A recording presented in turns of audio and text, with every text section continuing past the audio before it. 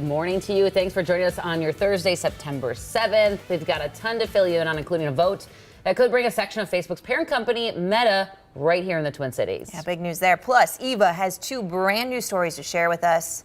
But first, we want to get to John because football's back. That's what you're talking about, right? Well, yeah. I mean, is Travis Kelce going to play tonight or not? We also need Detroit to lose here. They need to lose this game. 57 degrees as you're waking up here, and we will be dealing with conditions slowly warming. But I would grab a jacket if you're going to be outside. Air quality alert until 9 o'clock this morning. That is going to be for western Minnesota, Wilmer down to Marshall and Alexandria. Just know if you're going to get up, there's a little bit of haze. It's not bad. It has improved. And you can see the haze is going to be an orange here for unhealthy for sensitive groups. But the good air is going to be pushing everything out. Here's what it looks like across the area. If you're in western Minnesota, 40 is starting to show up here. A little lag there. How about 38 degrees in Bemidji? We're tracking some warmer weather with this weekend and your full 70 forecast. All right, thanks, John. Let's take a look at St. Paul this morning, 94 in Dale Street. Traffic really still not at its height this morning, even as we are now in our 6 o'clock hour. So smooth sailing on the roads this morning if you're heading out in the next few minutes here. Well, we need to catch you up on that developing story we just mentioned. Yeah, in the next 2 hours, the U of M Board of Regents will vote on a nearly $700 million development deal with Facebook's parent company, Meta. Cece joins us now from the site there, and in our pre-show meeting, Cece, we were talking about this could be potentially the biggest construction project in the state's recent history.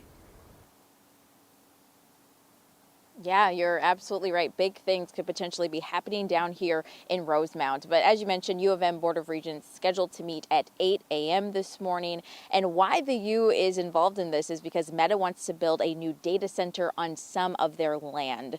So take a look at this. Meta wants to build the new data center here in Rosemount at U-Moore Park. And this park is huge. It's nearly 5,000 acres. Meta just wants to use 280 of those acres. But since the U owns U-Moore Park right now, Meta will need to strike a deal costing nearly $40 million to get those acres. The Board of Regents is planning to vote on whether to sell the land today or tomorrow, and if approved, construction is supposed to start in 2024. We're also told, Jen and Alicia, that this new data center could bring 50 full-time jobs. All right, Cece Gaines reporting live for us. Thanks for that update. We do have an update right now on a story that we first broke yesterday here on Sunrise. In a few hours, we're expecting to learn the names of 3 people who died at a popular vacation destination near Brainerd. So here's what we know at this hour. Police found the bodies Tuesday night before 9 p.m. inside of a timeshare vacation home. It's part of the White Birch Estates, which is about 5 minutes from the main Breezy Point Resort. Sources tell us the front window was broken and there were signs of violence inside of the home. This morning, a portion of the Stillwater prison remains on lockdown 5 days after 100 inmates refused to return to their cells. They were protesting several issues, including a lack of air conditioning and less time out of their cells because of staffing shortages. Families of the inmates also held a protest outside the prison, calling for improvements. Now some of them tell us they're having a hard time getting in touch with their family members. Last time I heard from him was a couple weeks ago, and he was complaining about the heat. I'm not asking for above and beyond. I'm asking for their basic human rights to be met. Well, the Department of Corrections tells us not much has changed since they locked down the facility Sunday morning. They said the timeline for when the lockdown will be lifted is unclear. 6:03 is the time. We are following brand new details overnight regarding the future of the Hamlin Midway Library in St. Paul. Eva has a copy of the controversial design. So Eva, what does it say?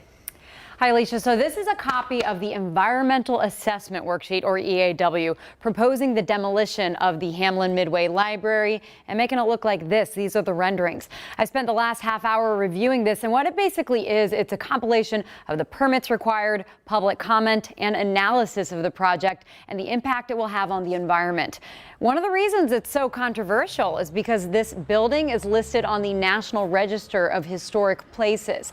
Those who've been fighting for a new library say the community needs a space with more accessibility and newer facilities for people to study and meet in. But community members against it say those goals can be accomplished by simply renovating the existing building, and they want to protect it. And on that note, the last few pages of this document is actually a formal opposition to this EAW sent to the city from a community coalition that wants to save the building. They say the city document outlining the environmental impact is, quote, inherently flawed and biased. Guys? All right, thank you, Eva. A possible childcare crisis could be just weeks away when some federal pandemic money runs out. But Minnesota may be in better shape than most states. About $40 billion was set aside to keep childcare workers from quitting during the pandemic. That money went toward higher pay and other support. At the end of this month, that money will end. However, here in Minnesota, the state legislature set aside new state money to keep the program going. There definitely is anxiety, and that anxiety is really warranted in many, many states across the country. But we're trying to really get the word out that Minnesota is in a far better place than almost all other states around the country. The Minnesota Child Care Association says with this state funding, parents and child care providers in Minnesota likely won't see any changes.